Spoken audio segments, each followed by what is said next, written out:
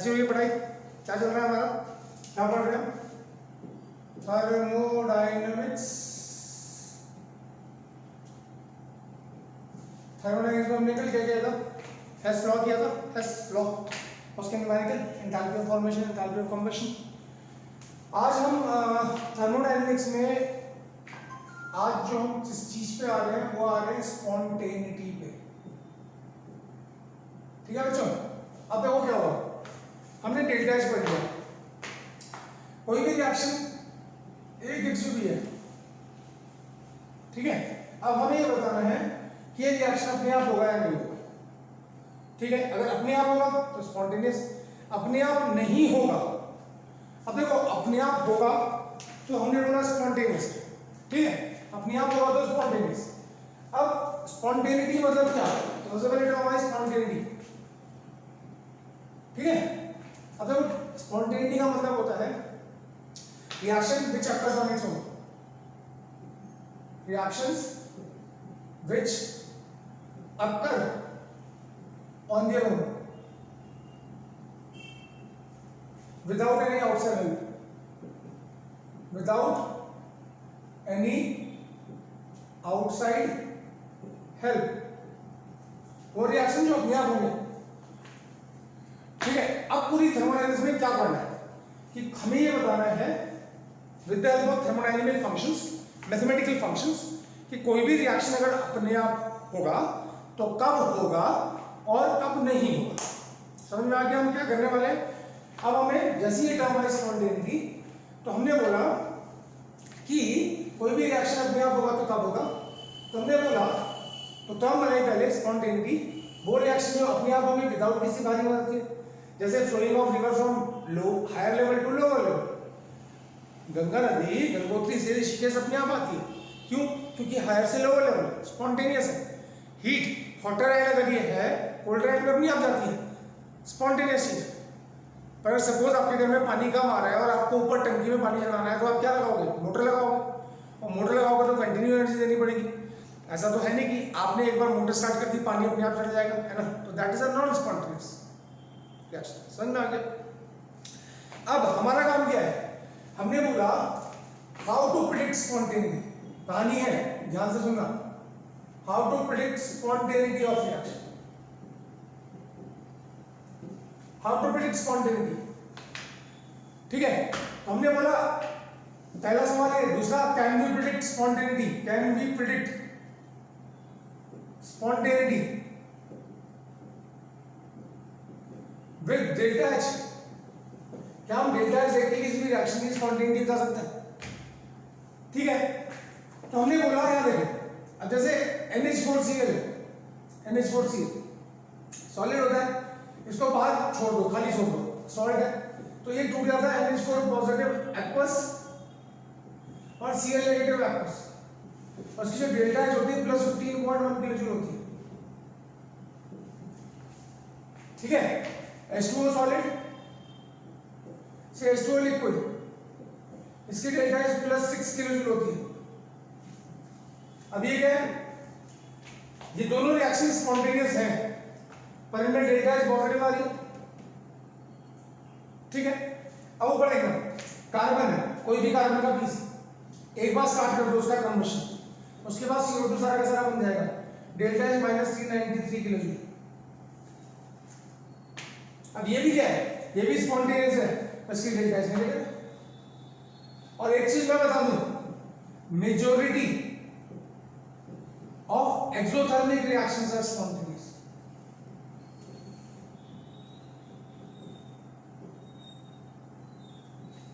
ठीक है, दिखाई दे रहा है? Majority of exothermic reactions are spontaneous, मतलब ज्यादातर ये वाले रिएक्शन, ये बहुत कम है जिनमें डेल्टा एच पॉजिटिव है और रिएक्शन स्पॉन्टेनियस है, ऐसे रिएक्शन बहुत कम है। ज्यादातर रिएक्शन वो जिनमें डेल्टा एच नेगेटिव है वो स्पॉन्टेनियस है। क्यों? अब कॉमन सेंस लगाओ, अगर हीट बाहर निकल रही है इसका मतलब क्या? रिएक्टेंट्स की एनर्जी ज्यादा, प्रोडक्ट्स की एनर्जी कम। ये तो मतलब हुआ, ये तो मतलब हुआ। अगर मैं बोलूं हीट बाहर निकल रही है, जब रिएक्टेंट्स प्रोडक्ट्स में कन्वर्ट हो रही है, हीट बाहर निकल रही है, इसका मतलब प्रोडक्ट्स की एनर्जी कम होगी, और प्रोडक्ट्स की एनर्जी कम होगी इसका मतलब वो मोस्ट स्टेबल हो गए। ठीक, तो हम क्या बोलते हैं और हम ये बचपन से पढ़ते हैं कि ज्यादातर चीजें इस यूनिवर्स में स्टेबल बनने की कोशिश करती हैं। स्टेबल बनने का मतलब वो चाहती हैं कि हम लेस एनर्जी के हो जाए। तो अगर majority of the exothermic reaction spontaneous, ठीक है, since the system becomes more stable, क्योंकि हमने बोला अगर हीट बाहर निकल गई तो सिस्टम क्या हो जाएगा, मोर स्टेबल हो जाएगा। हाँ या ना? तो हमने क्या बोला, ज्यादातर वो रिएक्शन जिनमें हीट बाहर निकलेगी दे आर स्पॉन्टेनियस। तो हम ये बोलते हैं डेल्टा एच यानी कि एंथैल्पी चेंज, ठीक है, एंथैल्पी चेंज एग्जैक्ट क्राइटेरिया नहीं है स्पॉन्टेनिटी का। बढ़िया फैक्टर है क्योंकि ज्यादातर वो रिएक्शन, कंसेप्ट देखो ना, कंसेप्ट लगाओ, वो रिएक्शन जिसमें हीट बाहर निकल रही है इसका मतलब प्रोडक्ट्स की एनर्जी कम, इसका मतलब प्रोडक्ट्स आर स्टेबल। और हम बचपन से पढ़ते आ रहे हैं कि हर चीज इस यूनिवर्स में स्टेबल बनने की कोशिश करती है, यानी कि ऐसे रिएक्शन जिसमें हीट बाहर निकलेगी they are moving towards stability. तो कहने से they are leading towards spontaneity, क्या वो स्पॉन्टेनिटी की तरफ जा रहे हैं? तो ऐसा 100% सही नहीं है, क्योंकि हमें देखने में क्या मिला कि कुछ रिएक्शन में डेल्टा एच पॉजिटिव है वो भी स्पॉन्टेनियस है, मतलब हीट अंदर आ रही है, स्टिल दे आर स्पॉन्टेनियस। नहीं होना चाहिए स्पॉन्टेनियस, बट है। तो हम क्या बोलते हैं, डेल्टा एच की हेल्प से हम रिएक्शन की स्पॉन्टेनिटी नहीं बता सकते। क्यों? क्योंकि डेल्टा एच पॉजिटिव भी आ रहा है, नेगेटिव भी आ रहा है, और कुछ केसेस में जीरो भी आता है स्पॉन्टेनियस चेंज के लिए। तो delta H not a good criteria for predicting the spontaneity, ठीक है। फिर हमने क्या है, फिर हमने बोला हाउ टू प्रेडिक्ट, क्वेश्चन आ गया how to predict spontaneity. Spontaneity को कैसे प्रेडिक्ट करें? पहला सवाल खत्म हुआ, दूसरा सवाल आ गया। तो हमने बोला सेकंड फैक्टर आया डिसऑर्डर फैक्टर, और रैंडमनेस फैक्टर, और इसी को बोला एंट्रोपी। एंट्रोपी को बोलते हैं ऐसे। तो बोला how to predict spontaneity, delta H से स्पॉन्टेनिटी प्रेडिक्ट नहीं कर पाए, तो हमने बोला क्या करें, हमने बोला डिसऑर्डर फैक्टर या रैंडमनेस फैक्टर या एंट्रोपी फैक्टर, ठीक है। और हम ये बोलते हैं ऊपर में डिसऑर्डर इंक्रीजेस, हमने देखा डिसऑर्डर इंक्रीजेस, ठीक है, रिएक्शन बिकम्स स्पॉन्टेनियस।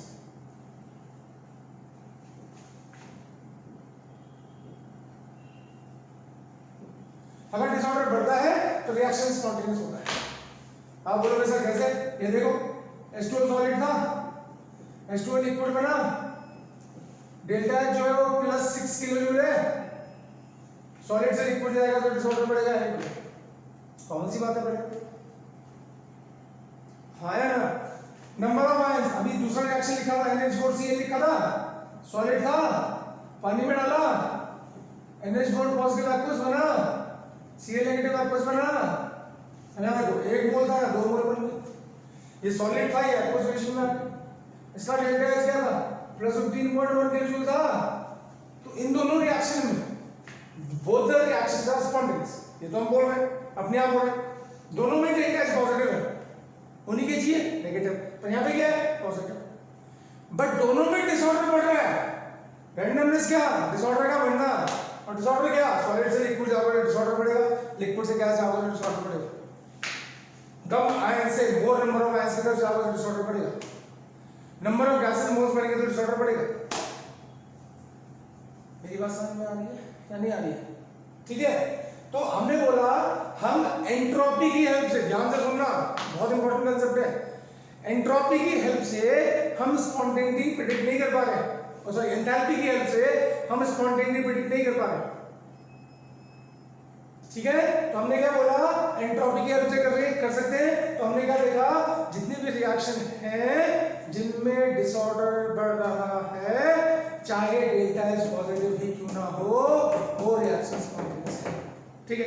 तो अब हमने क्या बोला, हमने बोला भाई ठीक है एंट्रोपी आ गई हमारे पास, तो हम डिसऑर्डर, हम स्पॉन्टेनिटी प्रेडिक्ट कर पा रहे हैं, और रूल क्या है कि डिसऑर्डर बढ़ेगा तो रिएक्शन स्पॉन्टेनियस होगा।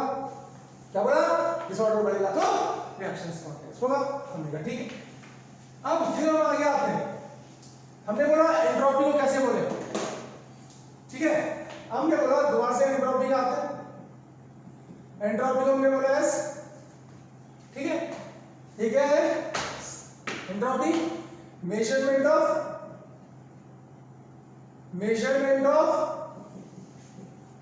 Degree of disorderness, degree of disorderness, ठीक है, और randomness of a system,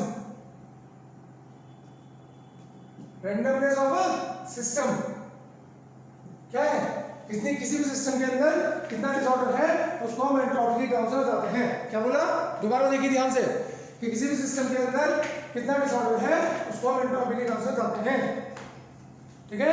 entropy ज्यादा, डिसऑर्डर ज्यादा तो एंट्रोपी ज्यादा, ठीक है। अब दूसरी बात आती है, मैंने आपको थर्मोडायनामिक्स में क्या बोला? थर्मोडायनामिक्स में स्टेट फंक्शन, ठीक है, it is a state function. क्या ये?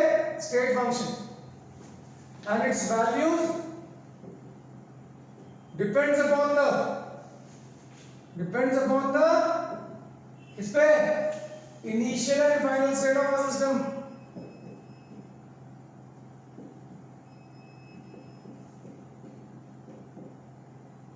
ठीक है। जो भी होगा स्टेट फंक्शन होगा, और स्टेट फंक्शन होगा तो उसकी वैल्यू किस पे डिपेंड करेगी? सबको पता है इनिशियल फाइनल स्टेट। तो अगर मैं बोलूं एंट्रोपी चेंज क्या होगा? एंट्रोपी चेंज क्या होगा बच्चों? एंट्रोपी चेंज को बोलेंगे डेल्टा एस, ठीक है। तो हमने बोला कंसीडर अ प्रोसेस,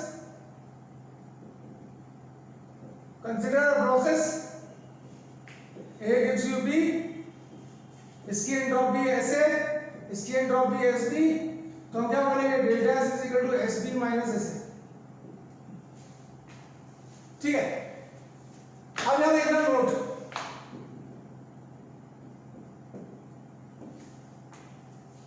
ठीक है। Entropy change is directly proportional to heat, ठीक है। दैट मींस दैट इज, और ऊपर देखना एंट्रोपी चेंज क्या आएगा? अगर एस बी ज्यादा होगा एस ए से तो डेल्टा एस क्या आएगा? पॉजिटिव, और डेल्टा एस पॉजिटिव आएगा तो फेवर स्पॉन्टेनिटी, स्पॉन्टेनिटी मतलब अगर प्रोडक्ट्स की एंट्रोपी ज्यादा है तो मैं क्या बोलूंगा? अभी मैं क्या बोला? अभी हमने बोला कि डिसऑर्डर अगर बढ़ता है, क्या बोला बच्चों? डिसऑर्डर अगर बढ़ता है तो रिएक्शन स्पॉन्टेनियस होता है, तो डिसऑर्डर अगर बढ़ेगा तो इसका मतलब क्या? एस बी ज्यादा होगा, ऐसे कम होगा, ये ज्यादा होगा, ये कम होगा, तो डेल्टा एस पॉजिटिव आएगा। और अगर डेल्टा एस पॉजिटिव आएगा तो हम ये बोलेंगे कि एंट्रोपी फैक्टर चाहता है रिएक्शन स्पॉन्टेनियस हो। समझ में आ गया? तो हमने क्या कहा था? डिसऑर्डर फैक्टर चाहता है, अगर डेल्टा एस पॉजिटिव आ रहा है तो डिसऑर्डर फैक्टर चाहता है रिएक्शन स्पॉन्टेनियस हो, ठीक है। अब हमने क्या बोला? Delta S is directly proportional to Q, ठीक है। तो हम क्या बोलेंगे? More heat a system absorbs, अगर एक सिस्टम ज्यादा हीट एब्जॉर्ब करेगा मोर डिसऑर्डर इट बिकम्स, क्या बोलेंगे? मोर डिसऑर्डर इट बिकम्स। अगर एक सिस्टम ज्यादा हीट एब्जॉर्ब करेगा तो ज्यादा डिसऑर्डर बनेगा। यानी कि अगर आप सिस्टम को हीट देते जा रहे हैं, कॉमन सी बात है, देखो ना, सोचो सपोज आपके पास एक लिक्विड है, आप सॉलिड है, आप उसे हीट दोगे तो किस में कन्वर्ट आएगा? लिक्विड में कन्वर्ट होगा। लिक्विड को हीट दोगे तो किस में जाएगा? गैस में कन्वर्ट जाएगा। तो आपको पता है सॉलिड मोर ऑर्डर्ड होते हैं, लिक्विड लेस ऑर्डर्ड होते हैं, यानी कि मोर डिसऑर्डर होते हैं, और गैस मोस्ट डिसऑर्डर्ड होता है। तो जितना ज्यादा आप सिस्टम को हीट दोगे उतना ज्यादा सिस्टम डिसऑर्डर बनेगा, यानी कि उसकी एंट्रोपी बढ़ती जाएगी, और एंट्रोपी बढ़ती जाएगी तो हम बोलेंगे it is leading towards spontaneity, यानी कि अगर डिसऑर्डर बढ़ेगा तो हम बोलेंगे सिस्टम जो है वो स्पॉन्टेनिटी की तरफ जा रहा है। समझ में आया? याद आ गया? एक नोट और है छोटा सा, for a reversible isothermal process, for a reversible isothermal process. Isothermal पता है ना, heat temperature, heat can flow in and out of system but temperature remains constant. Delta S को हम बोलते हैं delta S Q upon T, Q reversible upon T, मतलब constant temperature पे जितनी ज्यादा हीट सिस्टम खाएगा उतना उसकी एंट्रोपी बढ़ती जाएगी। पता समझ में? हाँ या ना, हाँ या ना, हाँ या ना। तो ये था एंट्रोपी के बारे में। अब आगे चलें, इसमें भी प्रॉब्लम, जल्दी बोलिए, जल्दी बोलिए, जल्दी बोलिए, जल्दी बोलिए। तो एंथैल्पी हो गया, एंट्रोपी हो गया, ठीक है।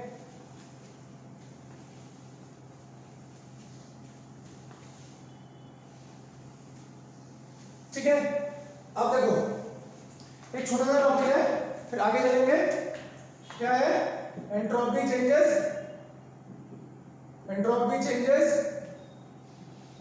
During phase transition.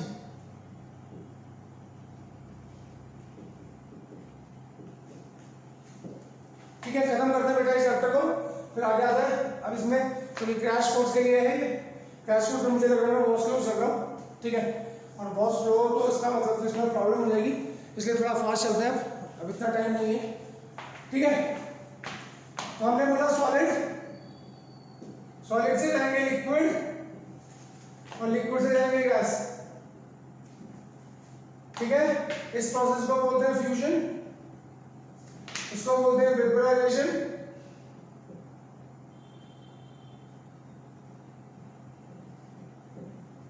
ठीक है।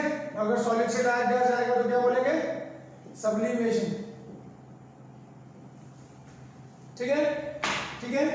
तो delta fusion S is equal to क्या? एंट्रोपी। फ्यूजन में अगर मैं बात करूं, और ये रिवर्सिबल होनी चाहिए, आइसोथर्मल प्रोसेस होनी चाहिए, यहां से यहां तो यहां से यहां, ठीक है। तो एंट्रोपी ऑफ फ्यूजन क्या होगा? Entropy of liquid minus entropy of solid, products minus reactants, या Q अपॉन T, या delta fusion H upon T। Q को हम क्या लिख सकते हैं? डेल्टा H लिख सकते हैं ना। Q अगर हीट चेंज कांस्टेंट प्रेशर पे उसको डेल्टा H लिख सकते हैं। तो पहली हो गई एंट्रोपी ऑफ फ्यूजन, कब? जब सॉलिड से लिक्विड में जाओगे, जैसे आइस है, आइस को लिक्विड में कन्वर्ट करोगे तो कौन सा टेम्परेचर पे होगा? 0 डिग्री सेल्सियस पे। तो 0 डिग्री सेल्सियस में जो भी एंट्रोपी चेंज होगी, तो entropy of liquid minus entropy of solid, या जो भी हीट चेंज हुई कांस्टेंट टेम्परेचर पे 0 डिग्री सेल्सियस पे, ठीक है। अभी न्यूमेरिकल्स करेंगे इसके, ठीक है। दूसरा क्या होता है? एंट्रोपी ऑफ वेपोराइजेशन, ठीक है, वो क्या होगा? Entropy of gas minus entropy of liquid, यानी कि Q अपॉन T, यानी कि delta vaporisation H upon T, है ना। यानी कि वो डिसऑर्डर चेंज जब होगा, जब एक मोल लिक्विड 1 मोल गैस में कन्वर्ट होगा अपने बॉइलिंग पॉइंट पे, टेम्परेचर फिक्स है ना। तो जैसे H2 liquid, H2 gas, temperature क्या हो गया? 373 केल्विन। क्या हो गया? 373 केल्विन, ठीक है बच्चे, ठीक। तीसरा एंट्रोपी ऑफ सब्लिमेशन, ठीक, entropy of gas minus entropy of solid, Q upon T तो रहेगा delta sublimation H upon T, ठीक। और डेल्टा सब्लिमेशन H को मैं क्या लिखता हूं? डेल्टा सब्लिमेशन H को क्या है? सॉलिड से गैस, हेस लॉ हो गया, हेस लॉ। कल क्या बोला था? ये एक स्टेप लॉ है, ये 2 स्टेप लॉ है, तो हेस लॉ क्या बोलता है कि delta sublimation H, delta vaporisation H plus delta fusion H, हाँ या ना। तो ये हो गया entropy change during phase transition. ना इसमें एक नोट है, पहले याद समझना है, याद समझना है पक्का। ऊपर ही ना, ऊपर ही ना। अब एक छोटा सा नोट है बेटा,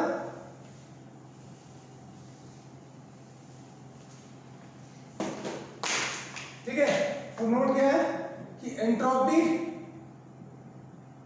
ऑफ रिवर्स प्रोसेस,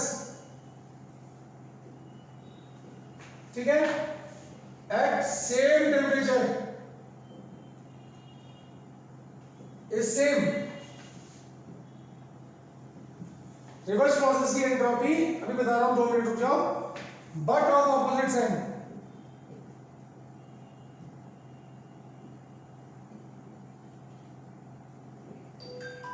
ठीक है, जैसे फॉर एग्जांपल मैंने बोला x है, लिक्विड है, x में कन्वर्ट हुआ, गैस है, इक्विलिब्रियम हो गया, टेम्परेचर दे रखा 50 डिग्री सेल्सियस, कोई भी लिक्विड है गैस में कन्वर्ट हुआ 50 डिग्री सेल्सियस, कोई ईथर मान लो सपोज, ठीक है, समझ में आ रहा है, ठीक है, यानी कि 50, चलो एक काम करते हैं, इसको मान लेते हैं टेम्परेचर 300 केल्विन, कोई टेम्परेचर केल्विन में रखना है, ठीक है, और डेल्टा एस रेडी है, डेल्टा एस रेडी है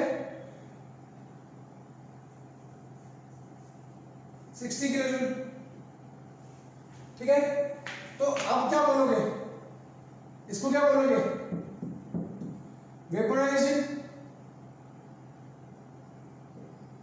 उसको क्या बोलोगे, कंडेंसेशन,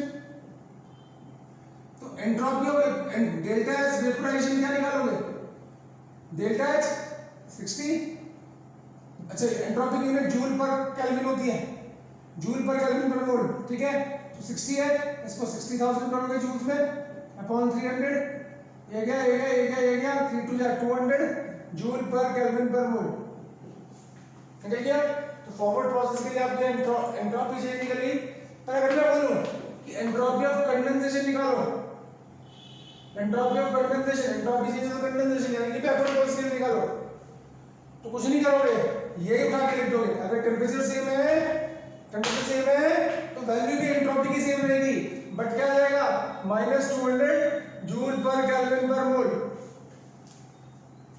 समझ में आ गया, entropy of reverse process at same temperature is same but on opposite side, NEET में आ रहा है इसमें क्वेश्चन, फिर मत बोलिएगा, फॉरवर्ड प्रोसेस के लिए डेल्टा एस दी, बैकवर्ड के लिए एंट्रोपी चेंज पूछ लिया, बस सारी वैल्यू जैसी थी, साइन का उल्टा पुल्टा कर दिया, हो गया काम, समझ में आ रहा है, तो एंट्रोपी मेरे ख्याल से समझ में आ गया। अब हमने बोला देखो हम क्या पढ़ रहे हैं, हमारा सारा गेम है स्पॉन्टेनिटी की तरफ, मतलब हमें ये बताना है कि रिएक्शन स्पॉन्टेनियस है या नहीं है, मतलब we have to predict the spontaneity, और स्पॉन्टेनिटी को प्रेडिक्ट करने के लिए हमें एंट्रोपी पढ़ना पड़ा, क्या पढ़ना पड़ा, एंट्रोपी पढ़ना पड़ा। अब ऊपर आ जाओ दोबारा से, और हमने क्या पढ़ा, डेल्टा एस क्या होना चाहिए, देखो अब हम बोलेंगे conditions for spontaneity, conditions for spontaneity, ठीक है, तो इसके दो पार्ट्स हैं, हमने बोला कोई भी रिएक्शन या कोई भी प्रोसेस अगर स्पॉन्टेनियस होती है, ध्यान से सुनना, मैं क्या अगले वीडियो में खत्म कर दूंगा मैं चैप्टर, कोई भी प्रोसेस अगर स्पॉन्टेनियस होती है तो कब होती है, ठीक है, तो हमने बोला दो बातें, tendency to acquire a state of minimum energy, ठीक है, मतलब कोई भी सिस्टम, कोई भी प्रोसेस, उसके अंदर एक रिएक्शन हो रहा है, ठीक है, तो हम बोलेंगे वो सिस्टम चाहता है कि उसकी एनर्जी कम हो जाए, और जब उसकी एनर्जी कम हो जाएगी तो हम बोलेंगे रिएक्शन स्पॉन्टेनियस है, और उसकी एनर्जी कम कब होगी, जब डेल्टा एच नेगेटिव होगा, that is delta H negative होना चाहिए, यानी कि कोई भी प्रोसेस अगर चाहेगा कि रिएक्शन स्पॉन्टेनियस हो तो पहली कंडीशन है एनर्जी की, और एनर्जी मतलब डेल्टा एच, तो हम बोलेंगे डेल्टा एच नेगेटिव होना चाहिए, डेल्टा एच नेगेटिव होना चाहिए। दूसरी बात, tendency to acquire a state of maximum disorder,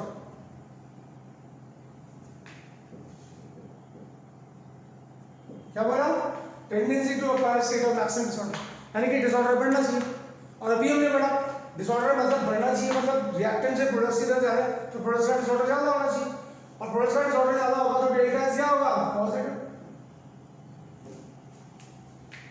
है ना बच्चों, डिसऑर्डर बढ़ेगा तो रिएक्शन स्पॉन्टेनियस, ठीक है, तो कोई भी सिस्टम, कोई भी प्रोसेस, कोई भी रिएक्शन अगर स्पॉन्टेनियस होना चाहेगा तो वो दो चीजें कराना चाहेगा, पहला अपनी एनर्जी को कम, अपने डिसऑर्डर को बढ़ाना, ठीक है, तो अब हमने क्या बोला, अब हम बोलेंगे ओवरऑल क्राइटेरिया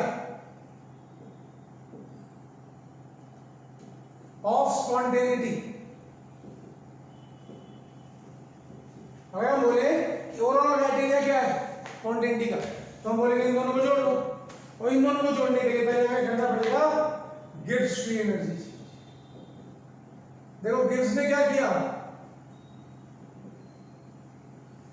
गिब्स ने क्या किया, गिब्स ने क्या बोला, गिब्स ने कुछ नहीं किया, उसने एनर्जी फैक्टर को यानी कि डेल्टा एच को और डिसऑर्डर फैक्टर को आपस में जोड़ दिया, और जोड़ने के बाद उसने बोला कि मैं जो हूं, मतलब गिब्स फ्री एनर्जी जो है ये ओवरऑल क्राइटेरिया है। क्या बोला मैंने, उसने क्या किया, एनर्जी फैक्टर को डेल्टा एच को और डिसऑर्डर फैक्टर को डेल्टा एच को आपस में जोड़ दिया, और जोड़ने के बाद उसने बोला गिब्स फ्री एनर्जी है, मेरी एनर्जी है, और ये ओवरऑल क्राइटेरिया है रिएक्शन की स्पॉन्टेनिटी को बताएगा। यानी कि अब आपको इंडिविजुअली डेल्टा एच नहीं देखना है। अभी तक हमने क्या सीखा कि भैया डेल्टा एच नेगेटिव होगा, तो हम ये बोल सकते हैं कि एनर्जी फैक्टर चाहता है रिएक्शन स्पॉन्टेनियस हो। दूसरी बात, अगर डेल्टा एच पॉजिटिव होगा तो भी हम बोल सकते हैं कि भैया डिसऑर्डर फैक्टर चाहता है रिएक्शन स्पॉन्टेनियस हो। ठीक है, गिब्स ने क्या किया, गिब्स ने इन दोनों को जोड़ दिया। ठीक है, उसने बोला मेरा फैक्टर, गिब्स फ्री एनर्जी मेरा फैक्टर, गिब्स का अपने नाम पे दिया, ये ओवरऑल क्राइटेरिया है टू प्रेडिक्ट द स्पॉन्टेनिटी। ठीक है, अब हम बोलते हैं क्योंकि बच्चों आगे चले, तो अब हम लास्ट टॉपिक पे आते हैं, क्या है गिब्स फ्री एनर्जी चेंज। ज़्यादा समझ में आया, हाँ है ना, समझ में आया बच्चों। तो अब हम लास्ट टॉपिक पे आते हैं और हम बोलते हैं Gibbs free energy change. Gibbs free energy पहले तो ये पढ़ लेते हैं, फिर चेंज बाद में पढ़ेंगे। गिब्स फ्री एनर्जी क्या है, जी है। ठीक है, और जी क्या होता है, G is equal to H minus T. इसको क्या बोलेंगे, एनर्जी फैक्टर, एंथैल्पी है वो, और उसको क्या बोलेंगे, डिसऑर्डर फैक्टर।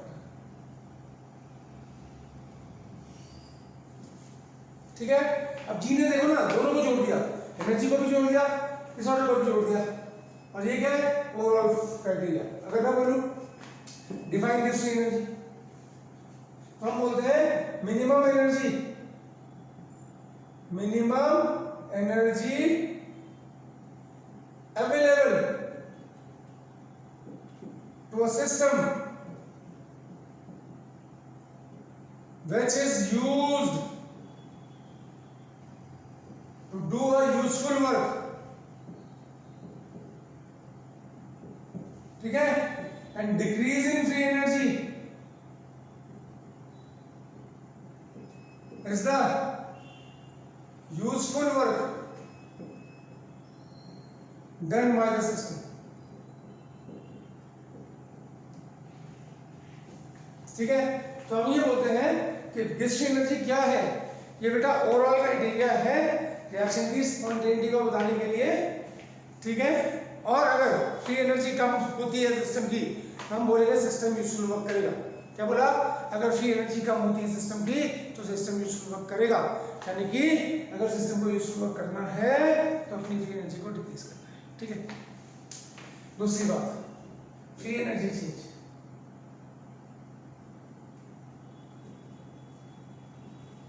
इसको क्या लिखेंगे, डेल्टा जी। हमने बोला कंसीडर रिएक्शन,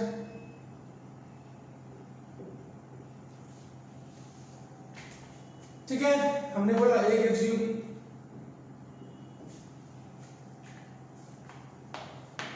ठीक है, इसकी एंट्रोपी कितनी है, सॉरी इसकी फ्री एनर्जी कितनी है, जी है, इसकी कितनी है, जी बी। तो डेल्टा जी क्या होगा, डेल्टा जी क्या होगा, जी बी माइनस जी, है ना बेटा। अब जी बी क्या होगा, इस इक्वेशन से आओ, at constant temperature, at constant temperature दिखाई दे रहा है आप लोगों को कि नहीं दिखाई दे रहा है। ठीक है, राइटिंग मेरी थोड़ी खतरनाक है पर क्या करें। ठीक है, जी ए क्या होगा, एच ए, देखो टेम्परेचर कांस्टेंट है ऐसे, ये होगी फर्स्ट, ये होगी सेकंड, और जीबी क्या होगा एचबी माइनस टीएसबी, क्योंकि थर्ड, सेकंड और थर्ड को डाल के उसको मूव करो, second and third in first. ठीक है, तो क्या आएगा delta G is equal to क्या H B minus T S B minus H A minus T S. ठीक है, दिखाई दे रहा है पक्का?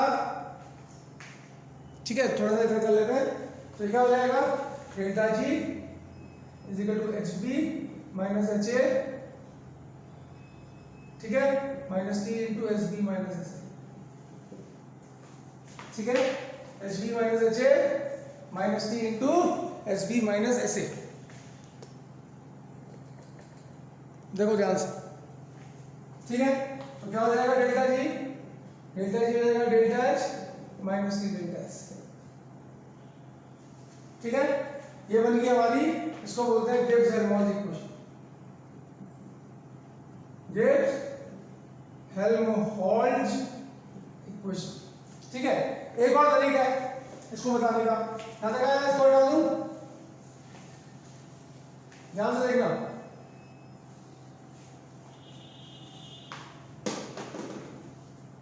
ठीक है, क्या था मेरे पास G is equal to H minus T S, but H is equal to internal energy plus pressure volume work, है ना बेटा?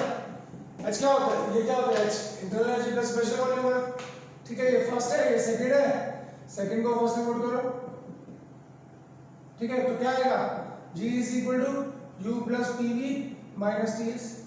अब पूरी इक्वेशन को डेल्टा से मल्टीप्लाई करो, तो delta G delta U plus delta PV, ध्यान से देखना, माइनस डेल्टा TS।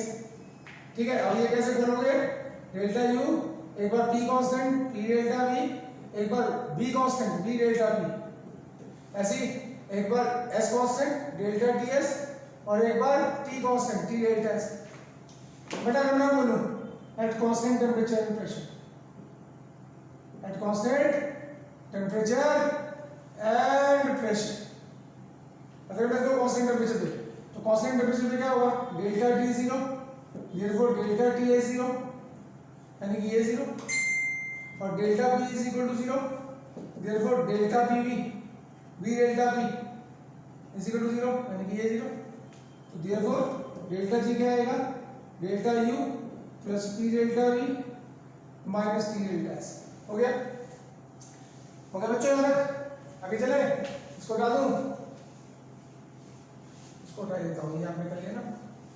ठीक है, अब क्या हो गया, बट इसको क्या लिखते हैं, but delta H is equal to delta U plus P delta V, यानी कि इस पूरे की जगह क्या हो जाएगा डेल्टा H, तो delta G is equal to delta H minus T delta S। ये होगी आपकी गिब्स-हेल्महोल्ट्ज इक्वेशन। अब बोलो क्या है? ठीक है, अब ऊपर देखना, अब हम क्या कर रहे हैं, हम स्पॉन्टेनिटी प्रेडिक्ट कर रहे हैं।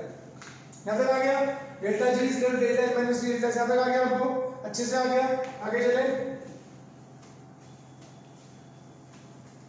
इसको डाल दो, चलिए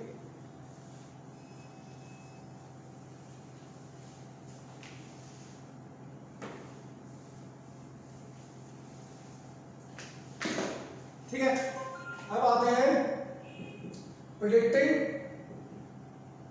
spontaneity.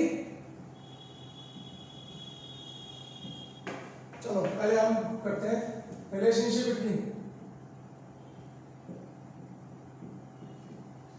Delta G and spontaneity.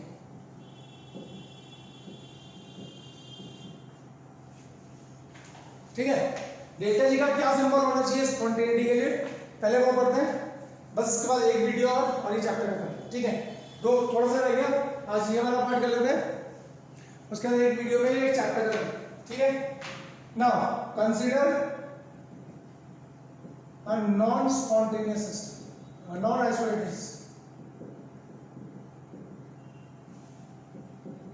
एक नॉन आइसोलेटेड सिस्टम की बात कर लेते हैं। इसमें ए बी में चेंज हो रहा है और हीट बाहर निकल रही है, Q सिस्टम से Q सराउंडिंग्स में आ गई, सिस्टम से सराउंडिंग्स में हीट बाहर आ गई, लेट Q सराउंडिंग्स, लेट, चलो मैं ऐसा नहीं करता, heat is given out to the surroundings.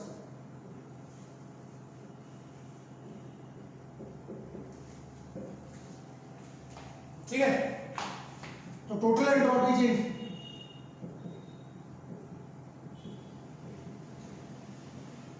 is given as delta system as, sorry, delta total as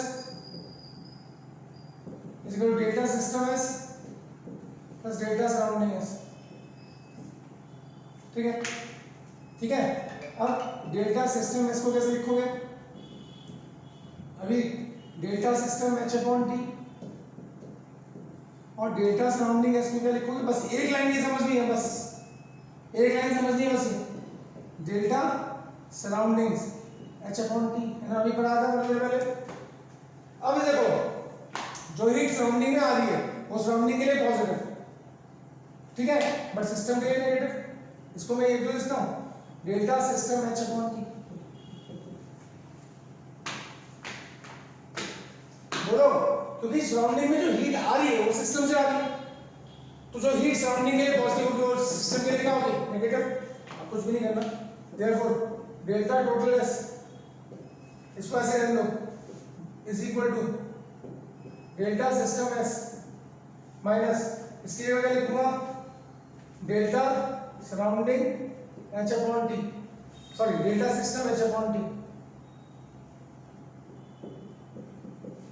T से मल्टीप्लाई करो, T delta total S is equal to T delta system H minus delta system H, पूरे equation को negative side से multiply करो, minus T delta total S, ये positive हो जाएगा, delta system H minus T delta system S, delta H minus T delta उसे लिखते हैं delta system G minus T delta total S।